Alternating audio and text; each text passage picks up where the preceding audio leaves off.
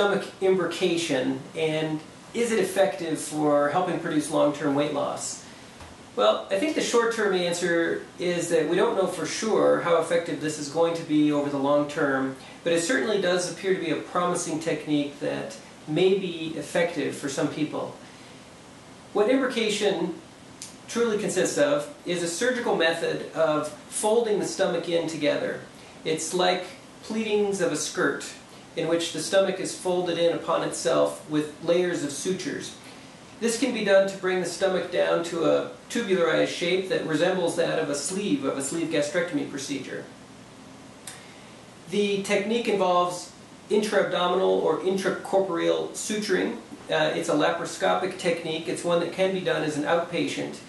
And it's one that's appealing because it offers an operation that shrinks the capacity of the stomach and decreases the compliance or expansile nature of the stomach without involving cutting and reconnecting the stomach tissues itself.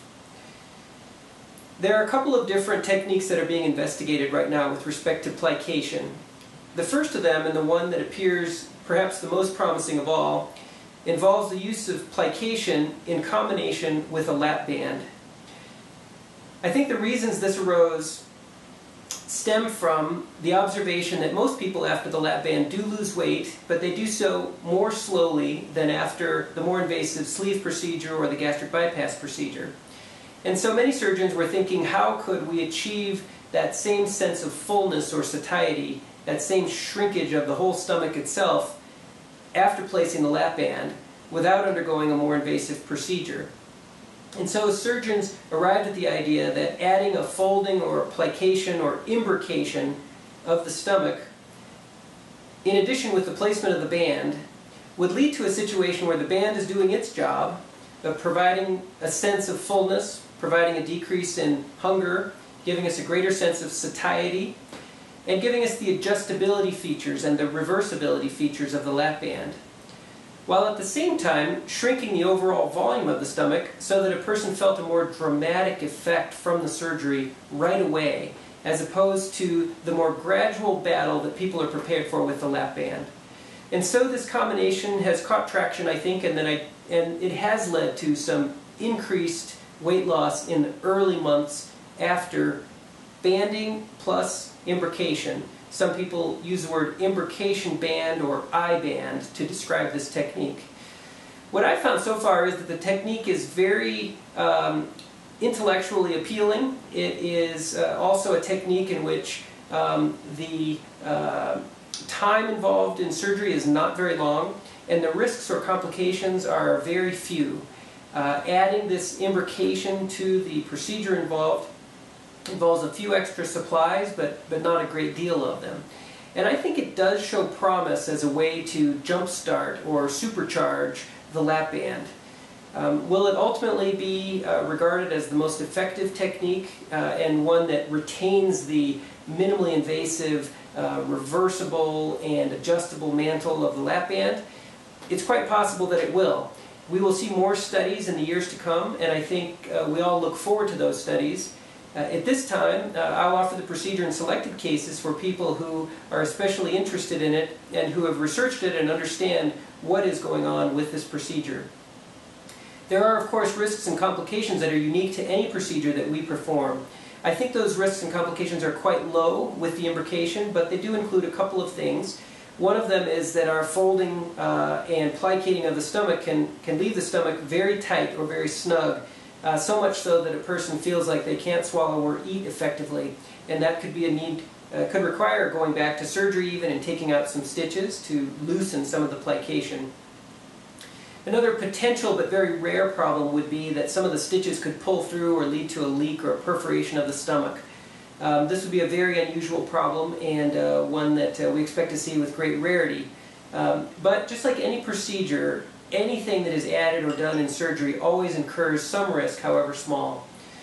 The other ways in which plication is done involves imbricating or plicating the stomach without the use of any other devices and without the band.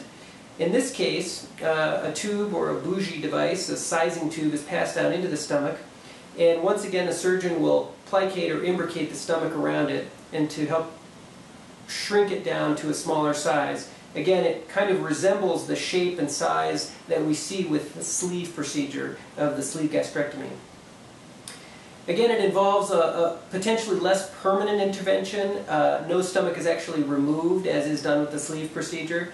And there are a few things about it that are simply unknowns.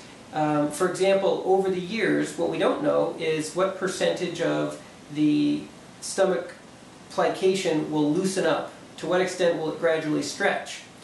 Surgeons have had the same kind of discussion about the sleeve gastrectomy procedure for many years. We all think that the sleeve gastrectomy procedure will stretch or accommodate to some degree, but what we don't know is that in year 10 or year 20, will that amount of stretching be 5% or 50%? We don't know the answers to that because those long-term studies have not been done. And certainly with the imbrication or plication procedures of the stomach, we don't know the answers to that either. One would suspect that it might be somewhat more prone to stretching than the sleeve procedure would be, because in the sleeve procedure we're actually removing that excess stomach, so it's not there to be stretched out further. Whereas in the imbrication or plication, one can certainly imagine that over the years it can stretch more and some of those stitches can gradually pull through. In fact, we do see this in other types of stomach and intestinal surgery. So how durable this will be without the presence of the band, I don't know. I do have somewhat more skepticism with respect to plication or imbrication procedures that are done without a band, because there is not that permanent band device that can be in place and adjusted over the years to maintain that sense of fullness and satiety. With the imbrication alone, I think time will tell. I think it's a procedure that the data is just not mature enough for us to make much of a comment about it, but time will tell. As for the I-band or band with imbrication, I think that does show quite a bit of promise. We'll see as the years unfold here how effective it is.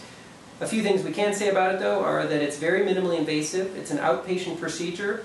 It has at least the effectiveness of the lap band, which is quite good. It's quite impressive. We see a very high percentage of people lose weight with the lap band over the long term and keep it off.